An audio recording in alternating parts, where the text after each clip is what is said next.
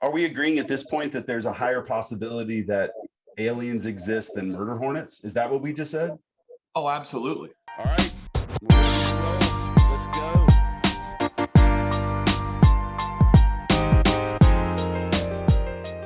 So Kevin Peranio, PRMG, the ruler of the universe. Thanks for joining us today, my friend. Oh man, just a cog in the wheel, brother. Just another humble servant here trying to raise our communities together. Well, so kicking this off, I got to start by saying we were just talking about UFOs. I question whether or not you're actually human. And here's the reason why.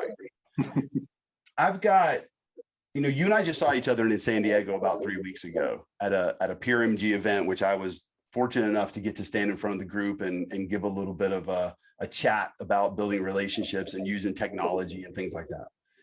But what I also know is that as great as you are in front of the group, and you're great, you're also really good in the evening when you're entertaining the group. And I also know that although I might have gone to bed at 10 or 30 at night that night, you didn't. But you were as high energy as anybody I've ever seen at 8:30 the next morning. So I'm questioning whether or not you didn't drop from one of those UFOs. Well, let me just say, you used the word fortunate. You earned your way up on that stage, and you absolutely owned it. And the PRMG family is much better for it. We really appreciate you and the entire team coming out there from Model Match. I appreciate that. I just feed off everyone else's energy, but let me tell you something. Our two founders, Paul and Robert, was kind of a little funny story. So our leadership conference that you're referring to, for those that are listening, yep, we bring all of our branch managers in our retail channel to a place once a year. We typically do it, the Tuesday, Wednesday, Thursday after the July 4th break. Pandemic kind of got in the way of that, so we pushed it back to September after missing last year. We were in San Diego. It was pretty cool at the Marriott Marquis. Paul and Robert, who founded this company, were built by originators for originators. These guys are the two originators that know how to serve our client, which, by the way, our client is the originator in all three channels. It is the branch manager in retail. It is the originator in retail. It is the account executive in wholesale and correspondent. These two guys, they're the same way. We kind of shepherded our team, around Gaslamp District, had some pizza late night. Let's just say it was about 3:30 in the morning. And Paul and Robert and I are sitting there at the front door. We made sure the last person came in who was smoking a cigarette, and this other group that was over there in the lobby scarfing down some pizza. We made sure they all went to bed. And then the three of us went in to the elevator, and we just happened to be in the same tower, the same elevator. And we kind of looked at each other like, all right, the flock has come home. It's time to go to bed and get up and do it again. And so the next morning when I went into the session, I went to the table in the back and I sat with our group, our strategy group that was kind of really putting the thing together. And I lean in while Chris is talking up front. He was there bright and early. And I'm like, hey, did Paul and Robert get down here yet? And they're like, not yet. I was like, I was first. I remember that. And I say that I was impressed with you, and again, question your human quality and whether or not there's like some artificial intelligence, or you did get dropped by a TikTok or one of these UFOs that are flying around. But same thing with Paul, same thing with Robert. I was talking to Robert about that as well the next evening. I don't get it, man. I eat really well. I keep myself in super good shape. I can't hang with you guys to save my life. I don't care what I'm doing at 3:30 in the morning. I can't be up at 8:30 in front of the group like you. You guys crushed it. You guys crushed it for sure. Well, you're definitely in great shape. I could learn some work-life balance, diet, all that stuff. I will tell you, we have 4 kids at home. Our kids are 2, 4, 6, and 8 years old, 3 girls and a boy. And my wife's pretty cool. She lets me kind of work my weird schedule Monday through Thursday. Sometimes it's late nights. I was at the office in Corona last night until 3 in the morning, because I've been on the road, basically 6 weeks. And I just had to get caught up on all my email, and I just sat there until I got it all done. I like to just get done my stuff. But, I couldn't do that if my wife wasn't, handling the kids, 3 kids going to soccer and karate and Kumon and school and, swimming lessons. And then, she's there holding down the fort so I can get out there and get it done. And, when the kids are crazy, she, when I'm getting my 3 or 4.5 hours of sleep, she lets me get it, so, right. it's a big team effort, and I'm sure you're familiar with that. It's I'm sure my story. I was talking about that with somebody today. You know, my kids are older, so I've got 2 kids that are now out of the house, out of as of the last 45 days. So we're still getting used to the fact that it's just the 2 of us in the house. And I was making a comment to a younger employee here with little kids, and it was, if you better make sure you're not only like, love is great, but that ain't gonna do it when it's just the 2 of you in the house after 20 plus years of raising kids. You better be good partners, and you better be good friends. And luckily for me and my wife, we chose well. Whereas I chose well. She might have messed up a little bit. Now she's living with her mistake. But nonetheless, it is super important. You know, that also makes me think about just the value of partnerships, right? And you talked about that a few weeks back at your company event. You know, you've got that partnership with your wife, and I'm sure you could tell some stories about periods of time where the industry or the business wasn't going in a direction that felt super positive.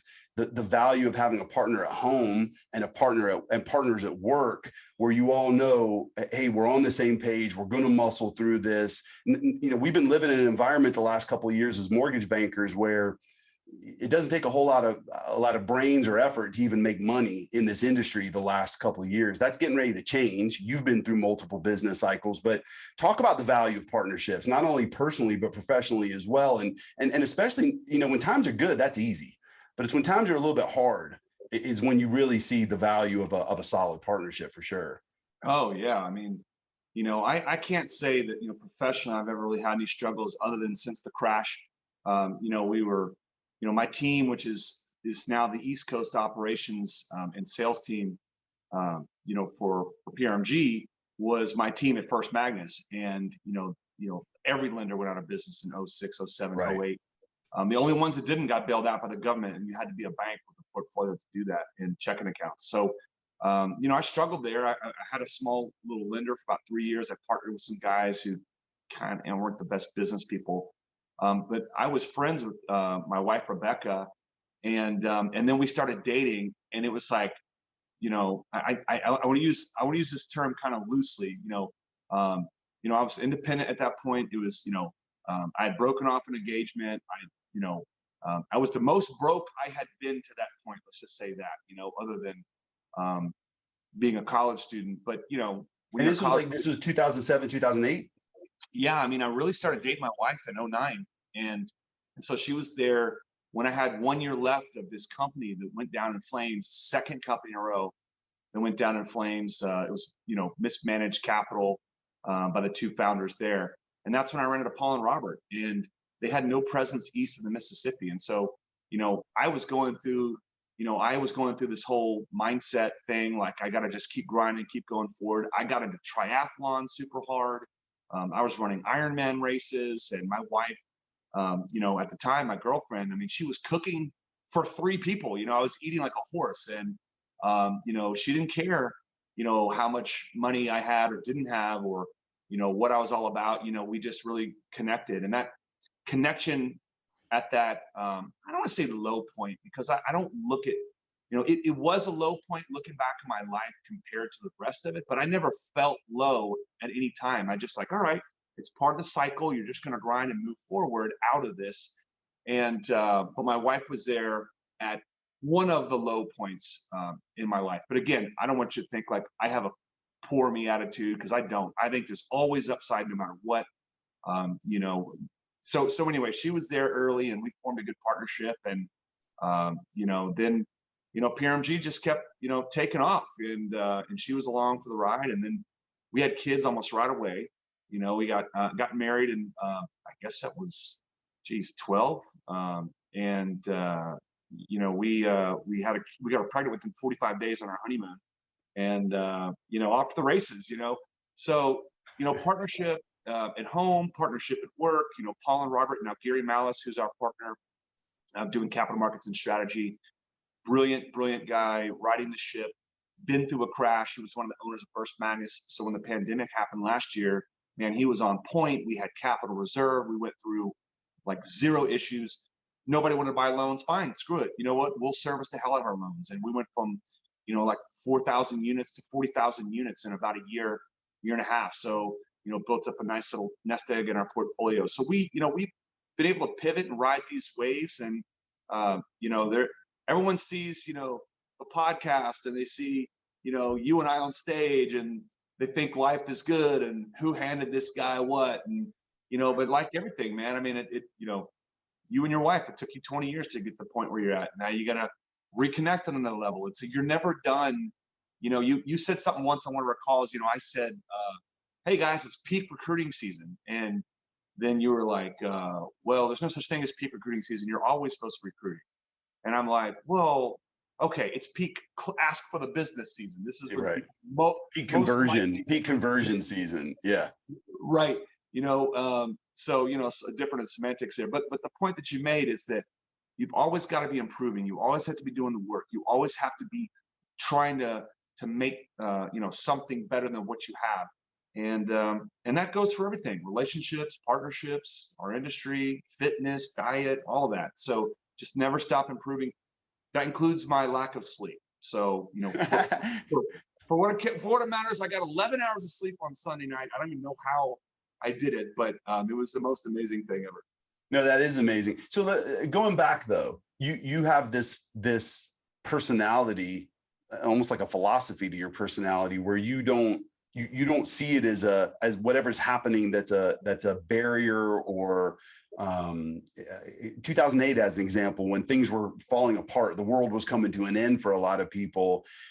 Maybe your mindset was a little bit different, where you see opportunity in that, or you're ready for the next thing. Is that something that you learned over time? Do you think you were born that way? Did you have parents that sort of instilled some things in you? And then I guess my follow-up to that is, how do you work with or build up people in your company that aren't inherently like that maybe don't react to an adjustment in market conditions the way that you do? Sure. So I will say, let's separate IQ versus EQ, right? So there's, your intelligence quotient, and then there's your emotional quotient. So your emotional intelligence, and emotional intelligence is something that you learn over time. I mean, that, for any of us that have had kids, you see how toddlers act. So what humans are like at their worst form, right? And so, not that the problems that little kids have are big problems. Little kids, little problems; big kids, big problems. But right. but you can see it like our basic mentality and mindset. You can see that it is a challenge for humans to control their emotions. And so, my dad was super smart. He had an electrical engineering degree in, I guess 64, and at LSU. Actually, it was 62 now that I think about it. And getting a double E degree in the 60s is like, that was like what data science is today, right? Right. Worked for Westinghouse for a couple years in Baltimore, and then he got his master's in electrical engineering at SMU in Dallas, paid for by Texas Instruments, which is a company that invented the computer chip. Right. So I got some intelligence from my father. My mom's bright too. She has a master's in teaching, and she taught in Dallas at Highland Park Elementary, which is where my niece and nephew go now to this day, which is crazy. We didn't grow up. We didn't grow up in Highland Park. We didn't have money. We grew up in Garland, but my sister somehow found her way back to Highland Park. So, good for her. She's successful in her own right, running a jewelry business. But, the point is, you learn emotional intelligence over time. And so what I try and do is I try and tap into that engineering mindset that my dad had. So, okay, here's a problem, boom, boom, boom, boom, boom, let's fix it, right? And just attack it like a computer would attack it. Computers don't have emotions. I'm the one slamming my mouse down when I'm pissed off and yelling at my screen. My computer does it, hey, I'm not gonna send this email because I don't like the way you're talking to me, So, when you're solving problems, you're looking at life and you're going through some stuff, you have to just bury your emotions and look at things, through a different prism. And it's hard, especially if you've had a cocktail, especially if you're in a relationship and you're feeding off someone else's emotional energy, especially if you're dealing with someone that, in business that doesn't have emotional intelligence. And so, it's hard to keep those things in check. And so I just try and be mindful of that, and I still mess up all the time. And but I try not to make fatal errors. I try not to say things that you can't take back and really change, the paradigm of your business, of your transaction, of your relationship with your family or your spouse or your kids or your friends. I try and be really mindful of that. And again, it's hard because I'm passionate. You want to be passionate and show this energy, but you also don't want to, have unintelligent emotional thoughts that, really just put people on the wrong path. So it's a constant struggle. And I think anyone can relate to, that kind of way of controlling your mindset. You're talking about those emotional outbursts. It reminds me of the talk that Sue Woodard gave at the event 3 weeks ago, where she gave a name to her amygdala, and then you gave a name to yours. Do you remember this? Yeah, it was Ken. Yeah. No, Yeah. it wasn't. It was Keith. No, mine was Ken. I thought it was Keith, because you said F Keith later. Well, someone said Keith. It was killing. What was it? Killing. What did I say? It was killing energy. It was really good, whatever it was. Yeah, I know. And I wrote it down too. Did you remember? Now neither one of us remember. Hey, that was good. That was a gotcha. Yeah. So. And by the way, the point wasn't to test you to see if you remember. The point was that's exactly what you're talking about. Is that Ken part of your brain, which is either telling you to be afraid to go do something, or you're going to go look for it now. Oh, dude, now this makes me so mad that you're good. Go find it. You're either going to be afraid to go do something, or even tell you to go jump off of a cliff, and ultimately you've got to live somewhere in between. It is Keith. Killing excitement in the heart. That's what it was. I was right. It was Keith. You were totally right, dude. You were totally right. And that's why notes on your own speeches there. Yeah. Hey, by the way, to all the teachers growing up when in high school and middle school and even college that told me I could never remember anything and I'll never amount to anything, I'm going to drop the mic right now because I remembered Keith. What's up now? So this is funny. So let's talk about memory, right? So when I talk and I do speeches or anything like that, everything I shoot from the cuff, right? And so I know it's so funny. If you look at the way a computer is designed, it literally mirrors the brain. You've got your RAM memory, which is your short-term memory. Then you have your hard drive, right, which is your long-term memory. And so I run like super high RAM, right? And so I have this theory that as you get older, because you can't like add more hard drive, right? So I have this theory that your hard drive gets full, and the more you try and store things long-term, that because remember, like when your hard drive gets full, you get the blue screen of death, and then you're That's right. So it's like what I try and do is I try and shoot everything from the cuff and just filter things out. So if it's something good, like it was with Keith, I'll actually write it down, which helps me go back and reference it later. But I actually I purposely try not to store things long term if they're kind of in the moment things. But I felt that was good. So yeah, Keith, killing excitement in the heart. So it's funny that it's that fear-based, the amygdala, the part of your brain that's like, no, don't take that chance, or no, you can't do that, And so, she named her amygdala. Well, whenever I'm like, hi, my name's Kevin, nice to meet you, and they're like, oh, nice to meet you, Keith, and which by the way makes no sense. When you told that story, I don't even get that. I don't understand why that's happening. Well, I get Keith, but I also get Ken. So they'll think about that. Think of how funny that is. Because how I remembered what you were saying is I was trying to remember the name that people always mess up, and the first one that came to mind was Ken, not Keith. So I was trying to like, what is K-E-N? But Keith didn't work. Keith didn't work for what you were trying to build out with the yeah. Which Keith is also another thing that people call me, which is weird. That they call me when I'm like, I'm Kevin. They're like, nice to meet you, Keith. And so I'm like, okay. So yeah, so that's why it's funny how you remember things. I stored that as the name that people mess up, and just now I got the wrong one, and I went, like you're like, what was that movie? What was that name? And then the first thing that pops in your mind, you chase down that name or that quote or that, and then you can't remember it for an hour. You're like, this is gonna kill me. And then like the next day it comes to your mind, or later in the day it comes to your mind. So I'm glad I wrote it down, because that would have made. Honestly, I would have shut this thing down. I would have gone somewhere and tried to find it out. We would have argued about it, because you'd have swore it was Ken and I'd have swore it was Keith. And yeah, then we'd have had a part 2 of the walk episode. That's right. Yeah, killing excitement in the heart. I mean, that's what your amygdala does.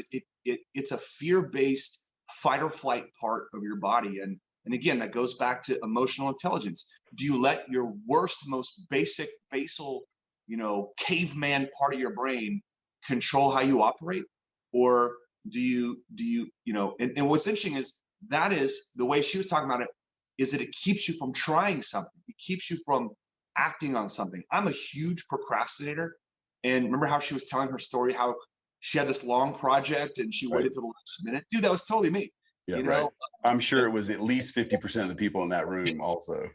What interests me more, though, is the fact that even though as humans we have evolved, right, over long periods of time, and that's sort of why we even have things like computers, where we were able to build these things that mimic the way that our own brain works. It's interesting to note that we still have these caveman instincts that are buried, and that when we look at it from the 20,000 foot view, actually control a very large portion of our behavior. Our monkey brains are constantly taken over. That's right. It hasn't really gone away. We haven't evolved out of that being a small piece of our brain. And in a weird way, that's actually kind of comforting to me. It is, strangely, because with everything you're talking, going back to EQ, to me, one of the challenges, and we had Michael Sema on the podcast, who owns a company called Geterate up in the Northeast. Michael's a young up and comer, mortgage banker, really, really a superstar in the business. And he was talking about IQ and EQ a lot as well. And one of the things that got me thinking about was, and Kevin, you mentioned this earlier, a lot of people know you by your LinkedIn posts. A lot of people know you maybe by other social media that you're on. And when you do your LinkedIn post, you're very confident. And a lot of times you're in some cool places with some cool people and you look like you're having a really good time. That's the only thing they see about you, though. They don't see the rest of it. And so, and that's all emotion. That's all emotion is all that is. And so we're bombarded with the emotional side of social media, where we think we know what's happening in somebody's life, or we think we know what's happening across even an industry or a business. And then on top of that, you are surrounded by people that you support and that you manage that are highly emotional commission salespeople. You combine those two things together, and it's just like monkey brain, monkey brain, monkey brain. What I like about the monkey brain side, though, is that I don't care if Instagram exists or not, your monkey brain is going to bring you back to that place where we lived hundreds of years ago. Well, think about that. And I'm glad you said monkey brain and not lizard brain, but that's a different story. We can go back to the UFOs. Yeah. That's right. UFOs, that's right. Well, we could call it the Adam and Eve brain, but the male brain isn't fully formed until like around 25 or 26, and the female brain is like 23, 24. So you're still formulating how you're going to think and look at the world, even into basically, a third of your life is over, or more. I'm more than halfway done, and I'm telling you, man, I don't know nearly enough. There better be a whole lot more to learn, or else I'm in trouble. Well, there is, but what won't change is the way, and it's this is a really hard thing to train. So, you get back to that primitive brain. You size things up in like 2 milliseconds, right? If I look at someone and something, my brain knows what it thinks and judges immediately. Now, you judge something as a threat. Do you judge, like, if someone's going like this, not a threat. If they're smiling, you're like, not a threat. That's a learned response, and you can do that within a second. That's why people are judgmental with the way people dress, or even the color of their skin, based on biases and bigotry in religious beliefs and things that they've been growing up. So you have to train your brain to either think differently and recognize patterns and think a different way than the caveman brain trying to survive and not get eaten by a dinosaur in that millisecond, or train to overcome that initial thought and use your better judgment, which again goes back to EQ. That everyone does it. Every single person within a millisecond or two of seeing anything, any situation, anywhere, any person has a thought of what they see. That's how fast our brain works. And so, you never get a second chance to make a first impression. And so when you bring up social media, you're seeing these things on social media and you're making a judgment right when you see something. I have an Aunt B. I love her. I know her. She's Like she was older than my dad. You know, there's 3 sisters. She's like the matriarch of the family. She's the genealogy person. And if I had not known her or loved her for who she is, if I just saw her post on Facebook, she is like hyper political, super one way, bashing one person constantly. Like that would be all I would think of who she is. Right. You know, and so, and I know social media isn't real. So I just kind of like, I actually got off social media a few years ago, especially with all the politics. Like, I don't want to judge people based on what they put on these areas. And don't forget, you can also craftily control your image or your message on social media. You could put out an image that's fake. You know, I try and be real. Like, I don't hide anything.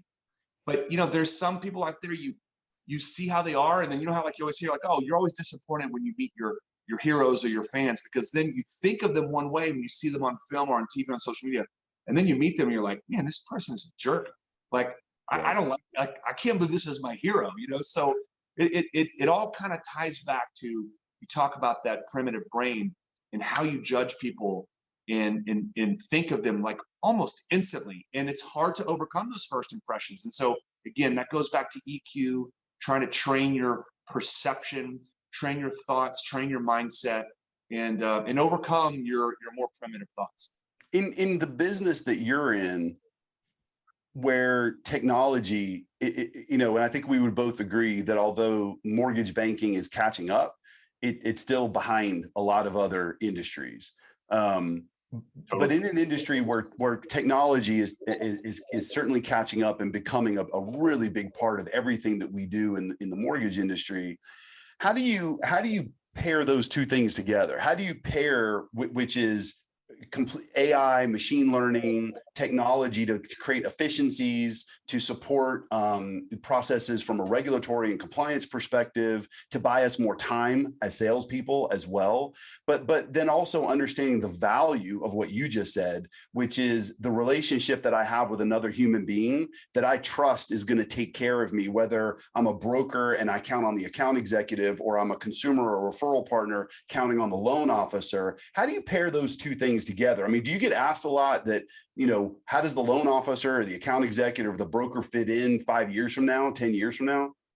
100%. I mean, you know, I'm a firm believer that this is a people business first. This is a relationship business first. Now, relationships and the value of them, it does evolve, right?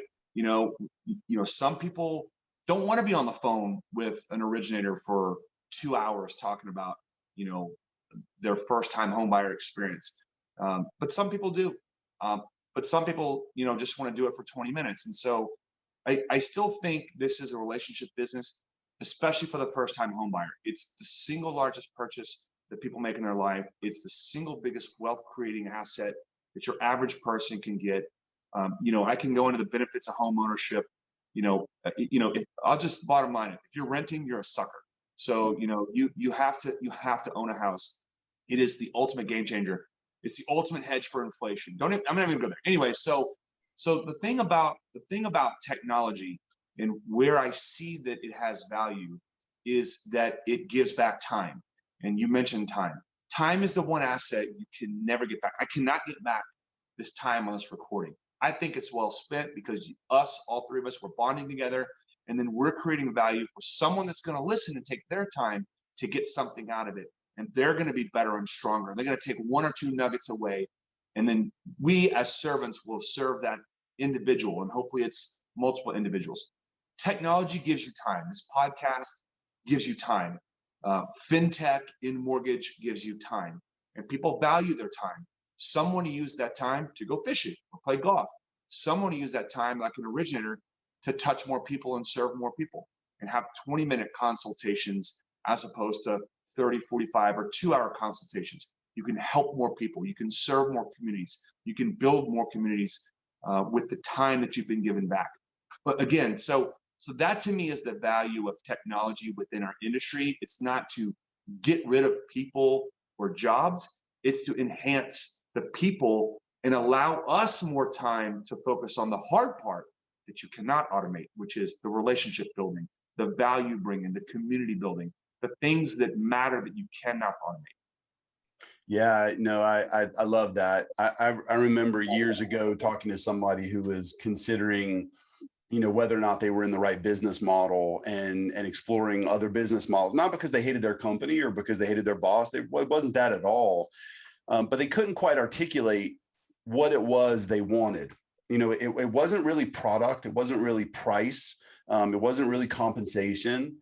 So as we're going through sort of a consultative conversation with them, it got a little bit frustrating eventually. And one of my partners, recruiters that was working with them needed help. So I jumped on a call and I honestly just said, what do you want? Like, just what do you want? You can tell me the stupidest thing ever. I just want to know, what is the answer? And his answer was, and this, keep in mind, this is several years ago. His answer was, I bought a beach house 3 years ago and I never get to go there ever.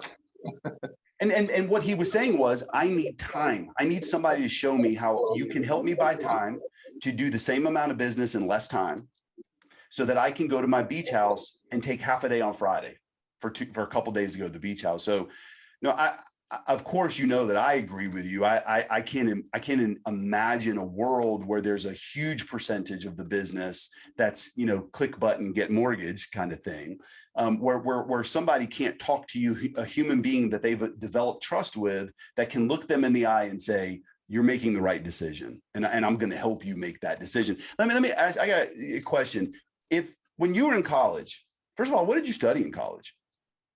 I went into University of Texas at Austin in '94, and I was so stupid. I should have gone into the business school, but I went in liberal arts undeclared. I literally, and that's such a dumb mistake because, when you try and transfer to other colleges, especially after a freshman year, I joined some cheap ass Animal House fraternity house and blew my grades the first freaking semester. So I can't picture that at all. I can't picture that at all, KP. Yeah, I came out of my shell, brother.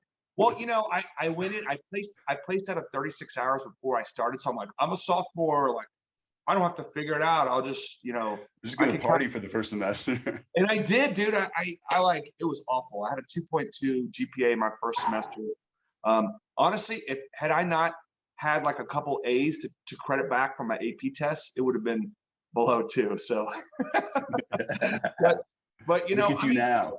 Yeah, well, I ended up going into the College of Communications, and I got an advertising degree. And what was cool about that is that isn't sales really just communication? That's it.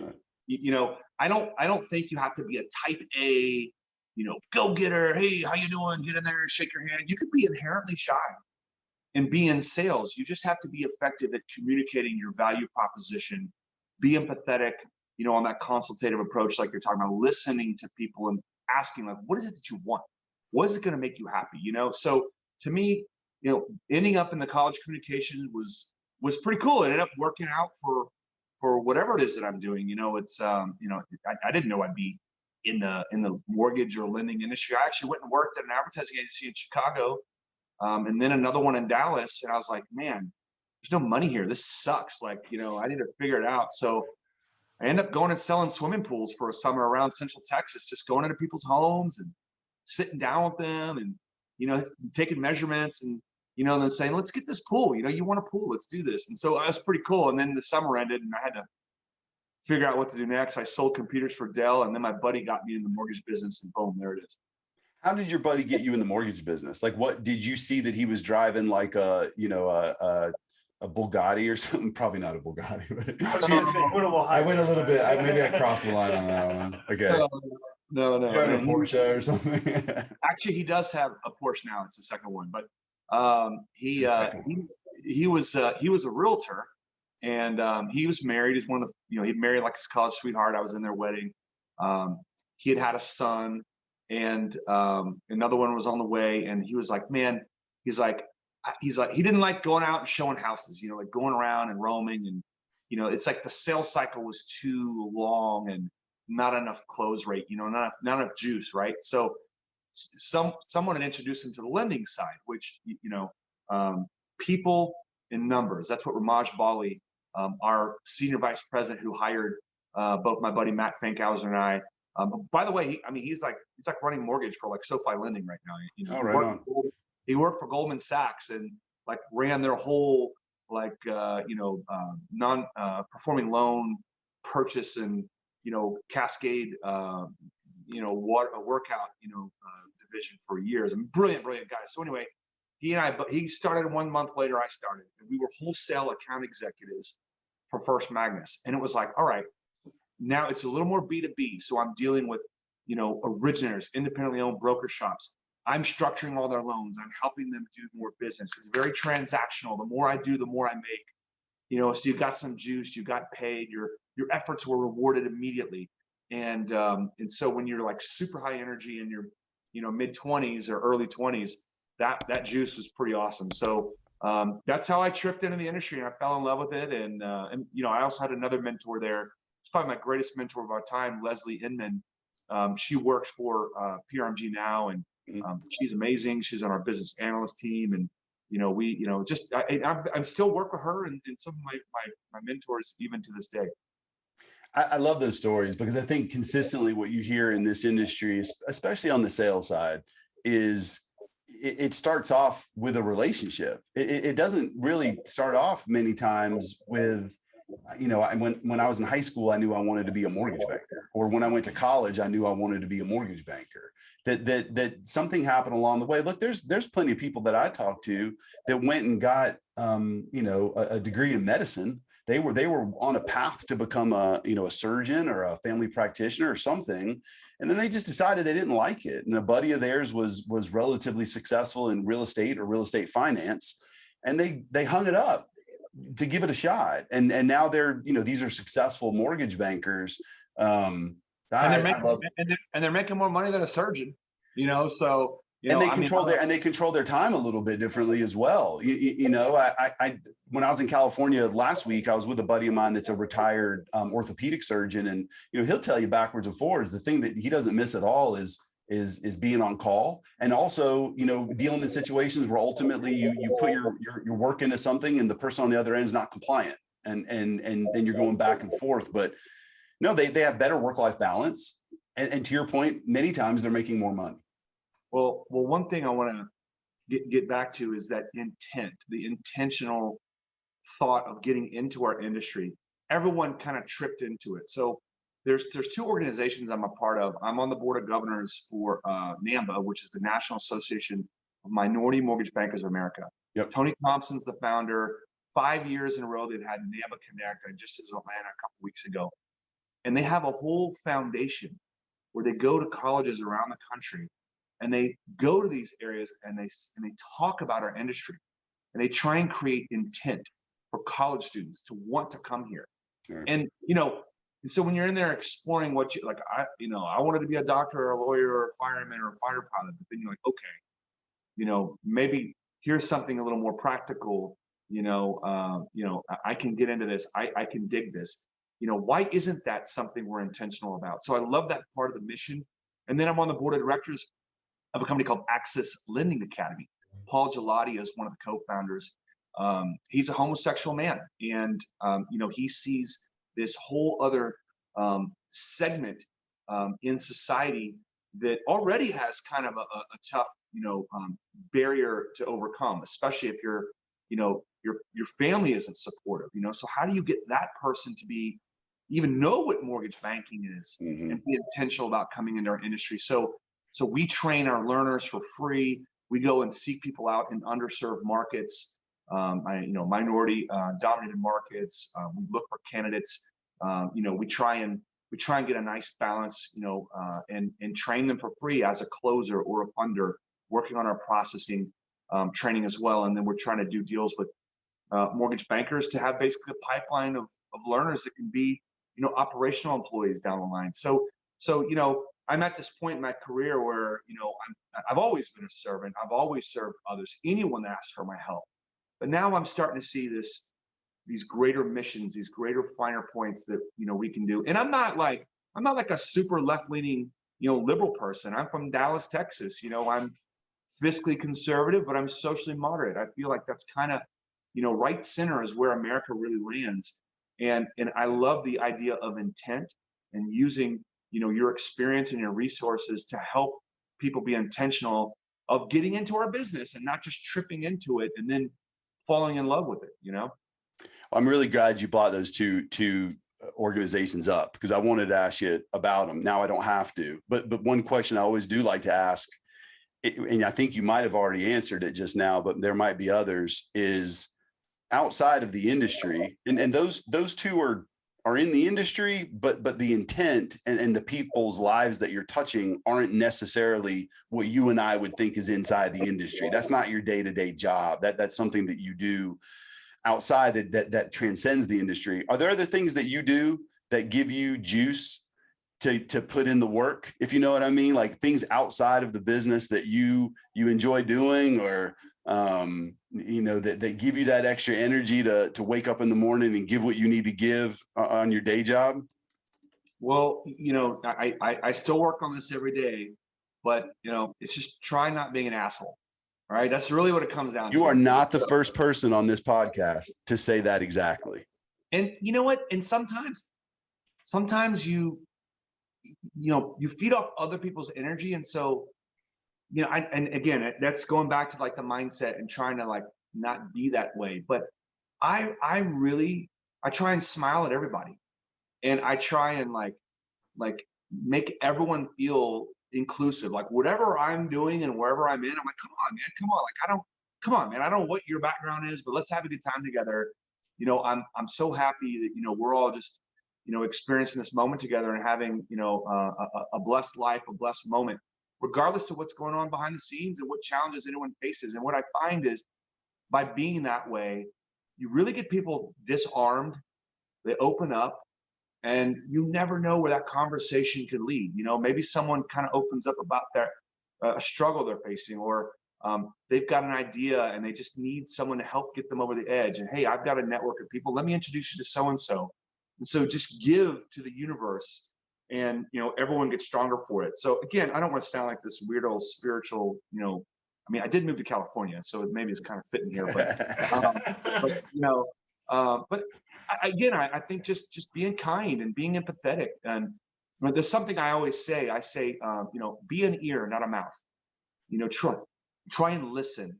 You know, be an ear, not a mouth. When someone says something, just shut up and just listen. It's like what you're doing for me right now. You're listening, right? And so, but when the tables are turned and I want to know more about you or someone else, I ask a question, and then I'm an ear.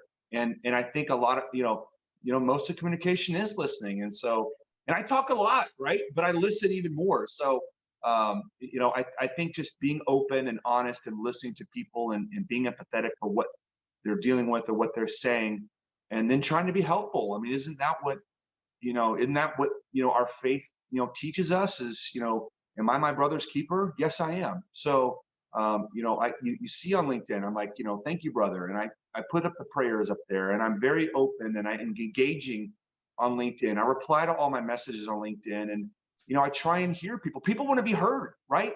Like basic communication. You walk next to someone, you see them look at you, look at them, let them speak, let them acknowledge that they exist. Number one, ask them a question, let them speak, and then listen.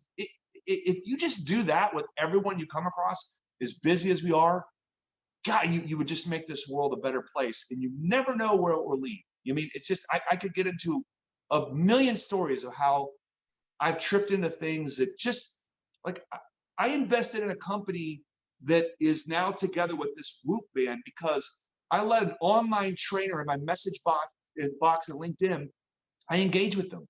And, you know, now I'm an investor in this deal, which, you know, I don't know where it's going to lead, but I feel good about it. You know, like, you just never know where all these conversations are going to go. And so just don't be an asshole.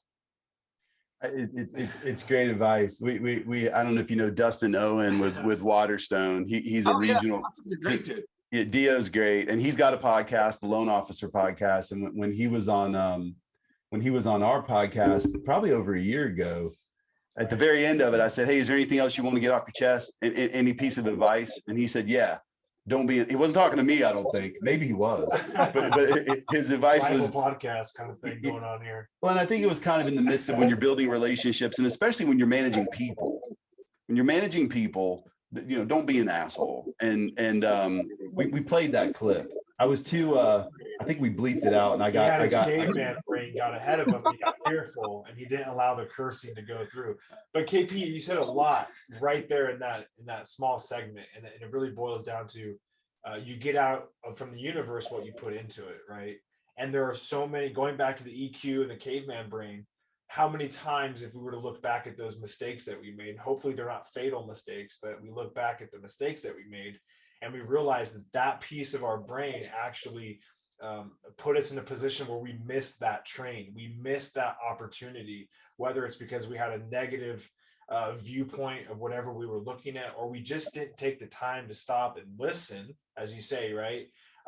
To what we're hearing, and we put it to the side and we move on because we're fearful, like Eric not allowing cursing on the podcast. I'm not going to bleep KP out. We're not bleeping. You know, but those opportunities get missed. Yeah, those opportunities get missed because of that, right? And you're probably in the position that you are today because you have that mindset.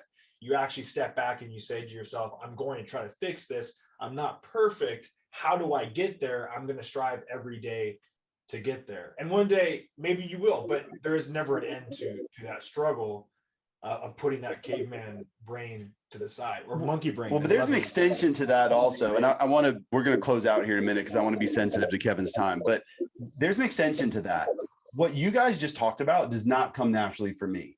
You might know this, Thomas, because you're with me every day and you see me yell and throw things but that's my process. I only do that with you because I know you can handle it. I don't do that with other people. And then you and I, we have a problem, we come up with a solution and we move on. Right. But when I see people like you, Kevin, out at conferences, at events, at your own company events, and the way that you talk to people and the way you treat people, it does remind me that although you would say that I probably do the same because you saw me in an environment where I had my game face on, but my natural game face is to put up a wall. It is to not trust. I've had to learn that over time, but I think that it's proof that you can. I have a business partner, Drew Waterhouse, who I think I introduced you to, Kevin. Drew, when I first met him, hugged everybody he saw. He hugged everyone. And right when we were getting to know each other as partners, I made a comment to him that I wish I was a little bit more like you. I wish that came naturally. And he told me that he had to learn that as well. Somebody taught him to get over this hump, either look people in the face and smile, or better yet, give them a hug. And so I love that you say that, and you talk the talk for sure. You walk the talk because I've seen you do this in person. So to close this out, anything else you want to get off your chest? I got one quick comment for you, and then I really don't want to talk about it. I just want to comment on it because you haven't yet, and I'm actually surprised. But before I do that, anything you want to get off your chest? Anything you want to say as we close this out? Well, I really appreciate obviously the time we spent to kind of be open and just talk about mindset in life and what makes both of us tick. And hopefully, people got some value out of this. We're super bullish on where the housing industry is going. I mean, there's just no replacing the local originator. The local originator is the best way for a consumer to get into that wealth creating house. I love that. I love that part of our mission. It's super exciting, and I'm sure it gets us both going every day. And of course, our families are super motivators, and let's just leave the world a better place because our legacy is our children, and let's make the world better for them. Well, I love it. And you ooze all of those things. So here's a thought. Whenever you have a topic and you think, hey, it'd be fun to knock this around with Levin on the podcast, you just send me an email and we'll do a part 2 and a part 3 and a part 4. We'll make this like a semi-annual kind of event. Now here's what I was going to close out with. And I'm going to do it on a really good day where you should be feeling really good about things. And by the way, this is really difficult for me as a New York Giant fan.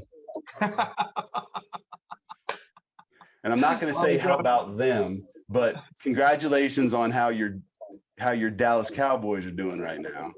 Can we at least both just agree that we hate the Eagles? Oh, we both hate the Eagles for sure. And I don't hate the Cowboys nearly as much as I used to for some reason, but I do kind of hate you. I'm not going to. By the way, I'm the big loser in the room right now because the Giants can't get out of their own way to save their lives. This is what I say to everyone that doesn't like the Cowboys. It's America's team, and if you don't like them, you're un-American. Okay, you just want to close it out there? End of the podcast. Yeah, hey, right. KP, I appreciate you, bud. Thanks for coming on the podcast, my friend. Thanks, guys. Appreciate it. All right, man.